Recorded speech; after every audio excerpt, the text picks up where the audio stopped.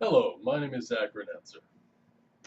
I'm currently applying to be a database administrator at your company, and I wanted to give you a demonstration of some of the projects I've worked on and give you a little bit of insight into the knowledge that I've gained in the past couple of years as a database administrator at East Bay and in school, of course.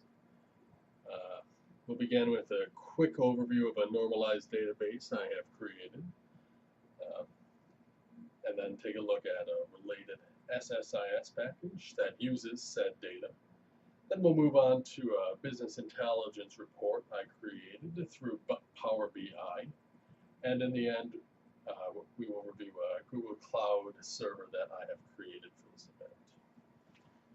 Let's step right into the SQL Server then. All right, to begin with, we're going to be looking at this database, or rather the important table structure that I've created for this presentation. Now, this database has been created for the intent of tracking food inspections in New York City.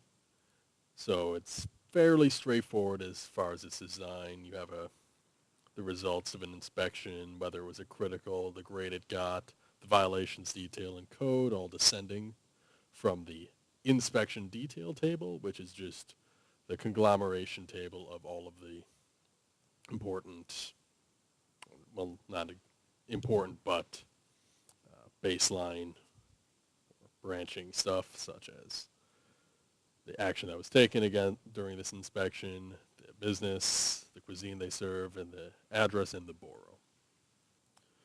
This all came from a single government file that we will be from now on referring it as the RAWs, which was mostly extremely unstructured data.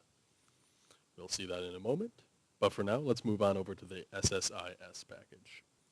Okay, so this is one of the SSIS packages that was created to go along with the database here.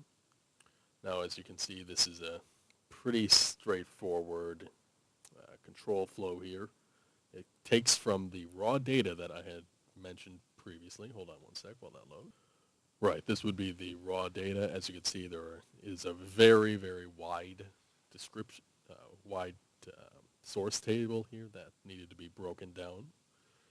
This one we're just using from the raws themselves, as it was determined to be a little bit better for the inserting process into the database I had just covered.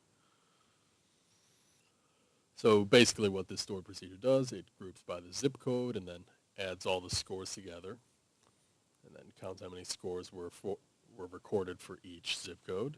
Gets the average of the total scores by the count of the scores. So that just gets the average score in a certain zip code. Counts the rows before the split. And then it splits out any zip code that's under 1100. I'm sorry, 11,000. And if that zip code it's over 11,000, it orders the zip code so it's ascending and then places it into the database.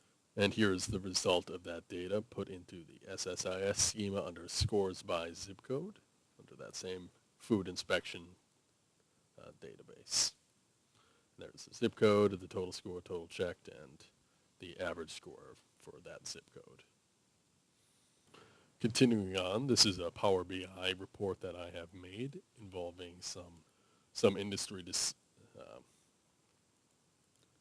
sales figures for every state. So you will be able to, with this report, easily look at what industries are popular in which states. So for instance, you can click over here, California, right, so we can see here for the state of California that a major industry would be packaging and manufacturing components and hardware and metals.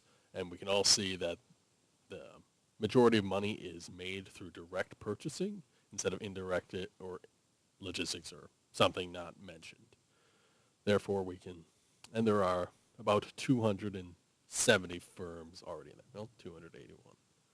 So that is and this is the amount of items created for that state. Finally, let's do a brief overview of that Chrome, that Google Cloud. So this is a Google Cloud server that I have created and modified to work in that with that food inspections database through MySQL coding. You can see the raw scripts here and the MySQL fact tables over here. These have been a little modified to only accept in DIM address or location-specific data. And here we have some fairly simple test big queries for that data. And as you can see here, it's getting the number of violations per cuisine. Now let's step back out and I'll finish this for you. This is the end of the demonstration. I thank you for listening through this, and if you do need to get in contact with me, you can use either the email or the phone number that I have provided you with on my resume. Please feel free to reach out to me at any time during the day, as I am always going to be available. Thank you very much.